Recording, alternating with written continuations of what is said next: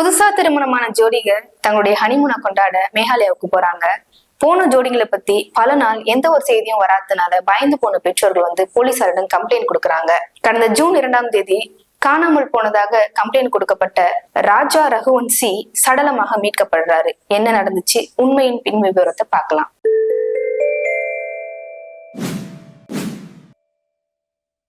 நீங்க பார்த்துட்டு இருக்கிறது எம்ஓ ஷோ. நான் உங்கள் சோபனா.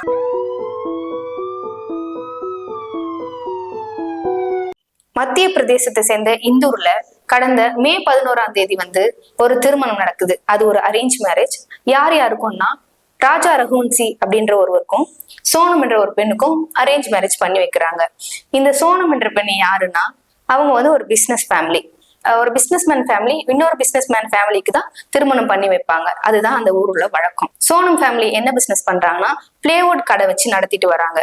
அந்த கடையை அவங்க அப்பா தான் நடத்திட்டு வராரு. அவங்க அப்பாவுக்கு பக்கவாதன்ற ஒரு நோயால பாதிக்கப்பட்ட உடனே தன்னுடைய கடையை தன்னுடைய மகனான விபின் கிட்டையும் மகளான சோனம் கிட்டையும் கொடுத்துடுறாரு. அந்த கடையில அக்கௌண்டன்சியா ஒரு நபர் வேலைக்கு வராரு. அவரு தான் ராஜ் குஷ்வாஹா.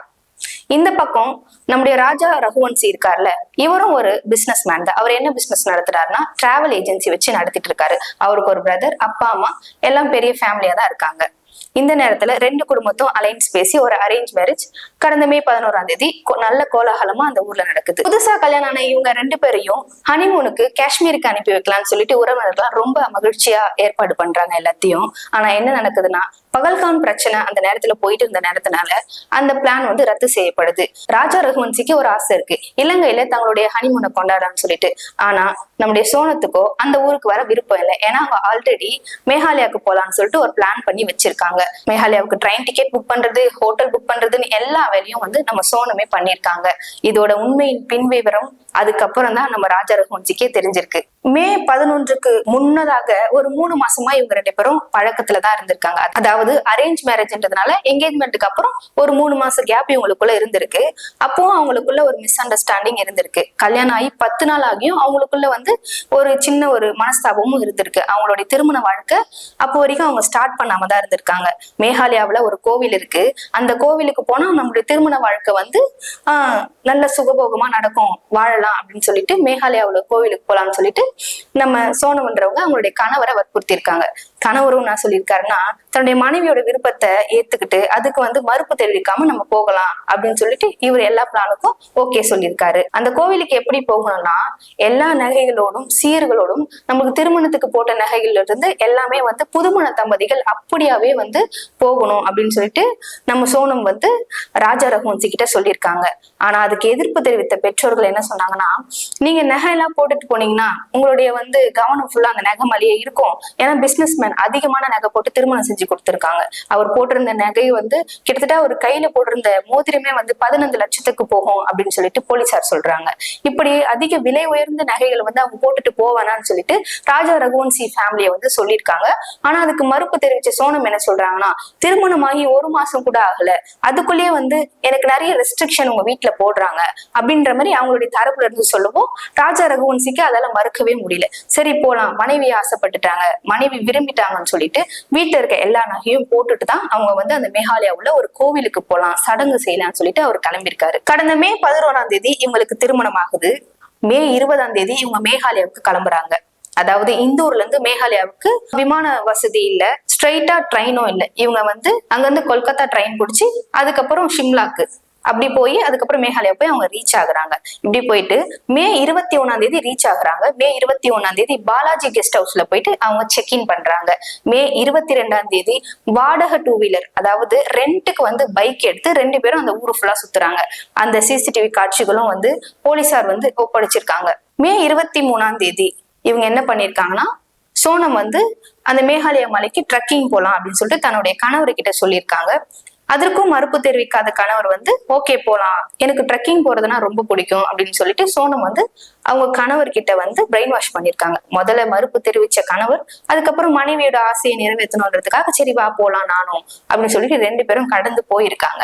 அந்த போற நேரத்துலதான் இந்த ட்ரக்கிங்க்கு போற நாள் ஒரு சம்பவம் நடக்குது. அந்த சம்பவம் தான் இந்த கதையில ரொம்ப பெரிய திருப்பமா நின்று இருக்கு. என்னன்னா இவங்க ட்ரக்கிங்க்கு போற நாள் அந்த ஊரை சுத்தி பார்க்கும்போது ஒரு டூரிஸ்ட் கைட் இவங்க கிட்ட வாண்டடா கேட்டிருக்காரு, நான் இந்த ஊரை சுத்தி காட்டுமா, இதே வேலையா வச்சு அவங்க வந்து அது ஒரு அவங்களுடைய தொழில் தான். அது அந்த ஊர்ல அவங்களுக்கு எங்க என்ன இருக்குன்னு எல்லாமே தெரியும். நான் வந்து உங்களுக்கு இதை சுத்தி காட்டுன்னு வந்து ஒரு கைடு அவரா முன் வந்திருக்காரு.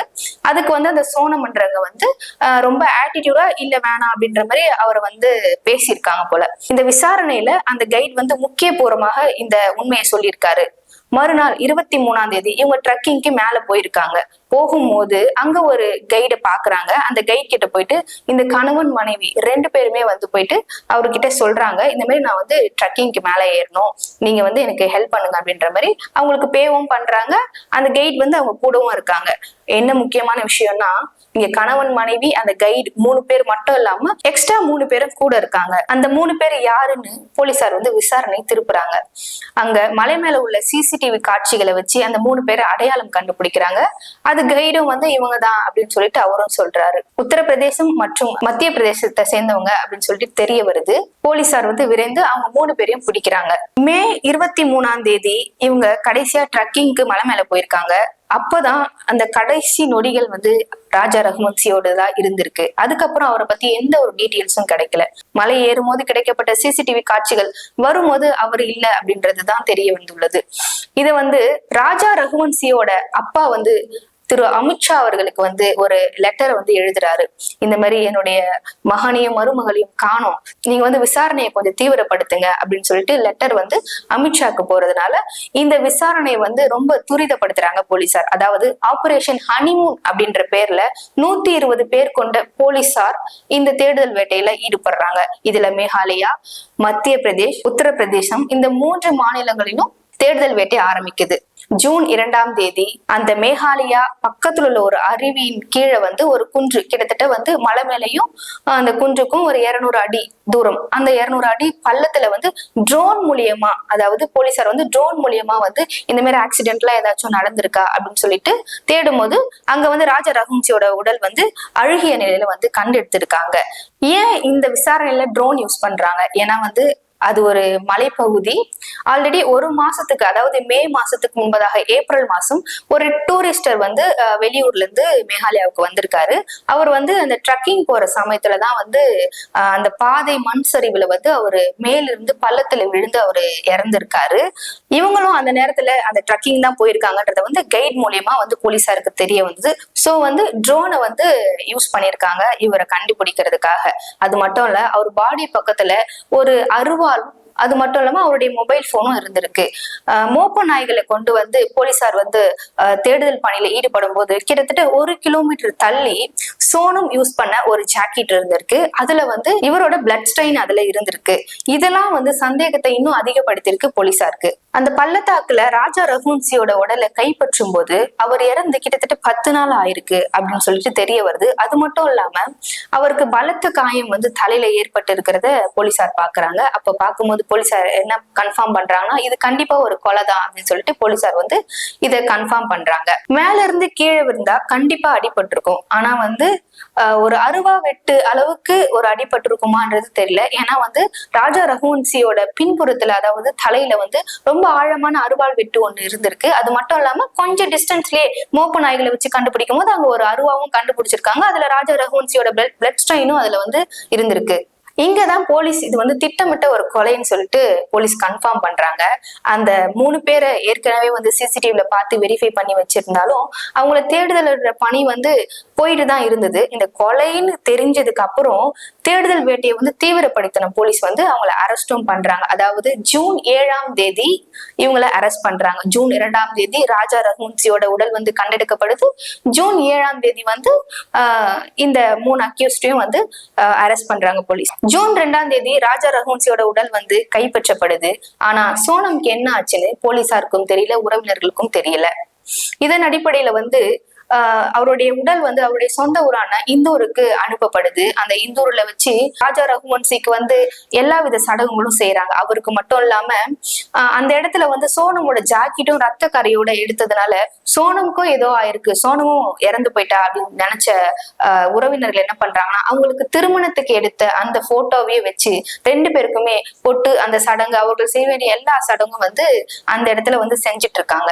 இந்த சமயத்துலதான் ஜூன் 8ஆம் தேதி உத்தரப்பிரதேசத்துல ஒரு தாபா, நம்ம ஊர்ல எல்லாம் சின்ன கடைன்னு சொல்லுவோம், அவங்க ஊர்ல அதை தாபான்னு சொல்லுவாங்க. அந்த தாபால வந்து ஒரு பொண்ணு வந்து ரொம்ப ஒரு அலங்கோலமான ஒரு நிலையில, ரொம்ப டிப்ரெஸ்டா, ரொம்ப வியர்டா போயிட்டு அந்த கடையில நின்று எனக்கு கொஞ்சம் ஹெல்ப் பண்ணுங்க, எனக்கு உங்க போன் கொடுங்க, நான் பேசணும் அப்படின்னு சொல்லிட்டு அந்த கடைக்காரர்கிட்ட கேட்டிருக்காரு. அவரும் போன் கொடுத்திருக்காரு அந்த பொண்ணுக்கு. அந்த பொண்ணு தன்னுடைய அப்பாவுக்கு கால் பண்ணி ராஜா ரகுவன்சியை வந்து கொலை செஞ்சுட்டாங்க, எங்க கிட்ட இருக்க நகை பணத்தெல்லாம் வந்து எடுத்துட்டு போயிட்டாங்க யாரோ 3 பேரு, எனக்கு போதைப் பொருளை கொடுத்துட்டு நான் இப்போ உத்தரப்பிரதேசத்துல இருக்கேன், நான் எப்படி இங்க வந்தேன் அப்படின்றது எனக்கு தெரியல அப்படின்ற மாதிரி சோனம் வந்து ஒரு ஸ்டேட்மெண்ட் அந்த நேரத்துல கொடுத்திருக்காங்க. சோனத்தோட அப்பா வந்து தன்னுடைய மகள் உயிரோட தான் இருக்கிறதாகவும் அவங்க உத்தரப்பிரதேசத்துல தான் இருக்கிறதாகவும் போலீசாரிடம் போயிட்டு இன்ஃபார்ம் பண்றாரு. போலீசார் வந்து விரைந்து ஒரு 1 hourக்குள்ள அந்த இடத்துக்கு போயிட்டு அவங்கள ரெக்கவர் பண்ணி அவங்க கிட்ட வந்து பெருசா எந்த ஒரு விசாரணையும் வந்து நடத்தல. ஏன்னா வந்து ஆல்ரெடி அவங்க வந்து தன்னுடைய கணவரை இழந்திருக்காங்க, அந்த துக்கத்துல வந்து அவங்க இருந்திருக்காங்க. அந்த பொண்ணு ரொம்ப டிப்ரெஸ்டாவே இருந்திருக்கா. அவ சொன்னதெல்லாம் ஒரே வார்த்தை என்னன்னா, என்னுடைய கணவரை கொலை செஞ்சுட்டாங்க, என்ன தூக்கிட்டு போயிட்டாங்க, எனக்கு என்ன நடந்துச்சுன்னு எனக்கு தெரியல, எனக்கு போதைப் பொருளை கொடுத்துட்டாங்க, நான் இந்த இடத்துக்கு வந்தேனே எனக்கு தெரியல அப்படின்ற மாதிரி அந்த பொண்ணு ஒரே ஒரு ஸ்டேட்மெண்ட் தான் கொடுத்திருக்கு. இதனால வந்து அவங்க பக்கம் எந்த ஒரு சந்தேகமும் போலீசாருக்கு வந்து அந்த பக்கம் திரும்பல. அவங்களுடைய மொபைல் நம்பரை மட்டும் போலீசார் வந்து அந்த நேரத்துல வாங்கியிருக்காங்க, உங்களோட மொபைல் நம்பர் மட்டும் கொடுங்க அப்படின்னு சொல்லிட்டு. அப்போ சோனத்தோட இன்கம் கால், அவுட் கோயிங் கால், சோசியல் மீடியா இதெல்லாம் வந்து அவங்க செக் பண்ணும்போது அதிகமாக ஒரு நபருக்கு கால் வந்திருக்கிறத போலீசார் வந்து கண்டுபிடிக்கிறாங்க. அந்த நபர் யாருன்னா, சோனமோட கடையில வந்து அக்கௌண்டன்டா வேலை செஞ்சிருக்காரு. இவங்க சில வருஷமா வந்து லவ் பண்ணிட்டு வந்திருக்காங்க. அவங்களுடைய காதல் வந்து வீட்டுக்கு தெரிஞ்சா கண்டிப்பா அப்பா அம்மா ஒத்துக்க மாட்டாங்க. ஏன்னா இந்த ராஜ் குஷ்வாஹா வந்து ஒரு வேறு ஜாதியினரிடமும் அவர் வந்து ஒரு ஏழை குடும்பத்தை சார்ந்தவரிடமும் வந்து நம்மளுடைய லவ் வீட்டுல தெரிஞ்சா வந்து கல்யாணத்துக்கு ஒத்துக்க மாட்டாங்க அப்படின்னு நினைச்ச சோனம் என்ன பண்றாங்கன்னா, இங்கதான் வந்து ஒரு பிளான் பண்றாங்க. அந்த பிளான் என்னன்னா, நம்ம வீட்டுல பாக்குற பையனை கல்யாணம் பண்ணிக்கலாம், அரேஞ்ச் மேரேஜாவே போயிடலாம், நம்மளுடைய ஹஸ்பண்ட வந்து கொலை பண்ணிட்டு நம்முடைய லவ்வரான ராஜ் குஷ்வாஹா கூட சேர்ந்து நேபாளத்துக்கு தப்பி சென்று நம்ம அங்க போய் நம்ம லைஃபை ரன் பண்ணிக்கலாம் அப்படின்னு ஒரு நினைப்போட தான் இங்க இருந்து அவங்க ஹனிமூனுக்கு கிளம்பும் போது எல்லா நகையும் எல்லா பணத்தையும் எடுத்துக்கொண்டு அவங்க இங்க இருந்து மேகாலயாவுக்கு போறாங்க. இது ஒரு பக்கம் இருக்க, இன்னொரு பக்கம் அந்த 3 பேரையும் தீவிரமா போலீசார் வந்து விசாரிச்சுட்டு வராங்க. அந்த விசாரணையில அவங்க 3 பேர் என்ன ஸ்டேட்மெண்ட் கொடுக்குறாங்கன்னா, தன்னுடைய கணவரை கொலை செய்வதற்கு 20 லட்சம் வந்து நான் உங்களுக்கு தரேன் அப்படின்னு சொல்லிட்டு சோனம் வந்து அந்த 3 பேர்கிட்ட பேசியிருக்கிறதாகவும், சில லட்சங்களை வந்து முன்னாடியே அட்வான்ஸ்டா கொடுத்திருக்கிறதாகவும் வந்து அந்த 3 நபர்கள், அவங்க பேர் வந்து ஆகாஷ், விஷால், ஆனந்த்ன்ற 3 பேர் வந்து சொல்லியிருக்காங்க. இந்த தன்னுடைய சொந்த கணவரை கொலை செய்வதற்கு பணம் இவங்க எப்படி திரட்டுனாங்க அப்படின்னா, மேகாலயாவுக்கு நம்ம ஹனிமூன் போலாம், அங்க கிட்டத்தட்ட வந்து 9 lakhs 10 lakhs கிட்டத்தட்ட ஆகும், நம்ம வந்து ஜாலியா வந்து என்ஜாய் பண்ணிட்டு வரலாம்னு சொல்லிட்டு தன்னுடைய சொந்த கணவர்கிட்டயே வந்து அந்த பணத்தையும் வீட்டுல இருந்து எடுத்துட்டு போயிருக்காங்க. இது ஒரு புறம் இருக்க, இந்த 10 lakhs வந்து கொலை பண்ணவங்களுக்கு செட்டில் பண்ணிவிட்டு அந்த நகையெல்லாம் எடுத்துட்டு நம்ம நேபாளுக்கு தப்பிச்சு அங்க போய் நம்ம வாழ்ந்துக்கலாம் அப்படின்றதுக்காக குடும்பத்துக்கிட்ட ஒரு டிராமா கிரியேட் பண்ணி அதுக்கு ஒரு மூட நம்பிக்கையை வச்சு கோவில் வேண்டுதல் அப்படின்னு சொல்லி வீட்டுல இருக்க எல்லாரையும் நம்ப வச்சு கிட்டத்தட்ட பல லட்சங்கள் மதிப்புள்ள நகைகளை வந்து அவங்க வீட்டுல இருந்தும் எடுத்துட்டு வந்திருக்காங்க. எந்த பிரைவசி அப்படின்னு ஒரு வார்த்தையை யூஸ் பண்ணி கைட் கிட்ட நீங்க இங்கே நில்லுங்க, இதுக்கப்புறம் நாங்க போய் மேல பாத்துக்கிறோம் அப்படின்னு சொல்லிட்டு சோனம் யூஸ் பண்ணாங்களோ, அதே பிரைவசின்ற வேர்டு தான் வந்து தன்னுடைய கணவரான ராஜா ரகுவன்சி கிட்டயும் சொல்லியிருக்காங்க. அது என்ன மாதிரி சொல்லியிருக்காங்கன்னா, நீ இப்போ என் கூட இருக்க, நீ வந்து ஃபேமிலி கிட்டலாம் நீ வந்து கான்டாக்ட் பண்ணி பேசிட்டு இருக்காத, நீ என் கூட டைம் ஸ்பெண்ட் பண்ணு அப்படின்னு சொல்லிட்டு கடந்த மே 22 வந்து தன்னுடைய வீட்டுக்கும் ராஜா ரகுவன்சிக்கும் உள்ள ஒரு தொடர்பை வந்து அவங்க துண்டிச்சிருக்காங்க. இந்த கொலை பண்ண 3 பேரு சோனத்துக்கு ஆல்ரெடி அறிமுகமானவங்க தான். இவங்க எப்படி அறிமுகமாகறாங்கன்னா, மே 11 இவங்களுக்கு கல்யாணம் நடக்குது. இந்த கல்யாணம் நடந்ததுக்கு அப்புறம் தன்னுடைய சொந்த கணவருக்கு தெரியாம சோனமும் அவருடைய காதலரும் வந்து போன்ல பேசிட்டு இருக்காங்க. என்ன பேசுறாங்கன்னா, அவங்க முன்னாடியே அவங்க பிளான் பண்றாங்க தன்னுடைய கணவரை எப்படி கொலை செய்யலாம், அதுக்கு பணம் திரட்டுவது அப்படியெல்லாம் வந்து அவங்க பேசிக்கிறாங்க.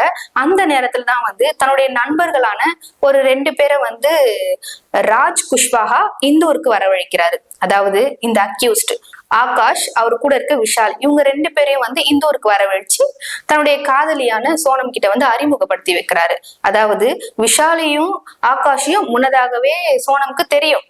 ஆனந்த்ன்றவர் இவங்க போகும்போது கூடவே வந்து ஜாயின் பண்ணிக்கிட்டாரு. ஆனா எதுவுமே தெரியாதது போல அந்த ட்ரக்கிங்க்கு மேல போகும்போது ராஜா ரகுவன்சி கிட்ட இவங்க 3 பேரை வந்து தங்களை அறிமுகப்படுத்திக்கிறாங்க.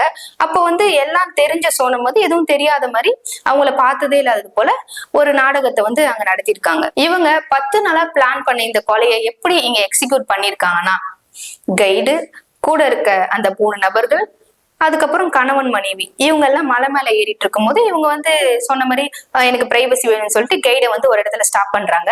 அதுக்கப்புறம் சிசிடிவியே இல்லாத ஒரு இடத்துக்கு தன்னுடைய கணவரை கூட்டிட்டு அவங்க போறாங்க. அங்க போயிட்டு அவங்க வந்து போட்டோஸோ வீடியோஸோ ஏதோ எடுத்துட்டு இருந்திருக்கலாம். இது வந்து இவங்களுக்கே தெரியாத மாதிரி இவங்க வரணுன்றதுக்காக அந்த 3 பேர் ஆனந்த், விஷால், ஆகாஷ் என்ற 3 பேரும் வந்து அதே இடத்துக்கு போயிருக்காங்க.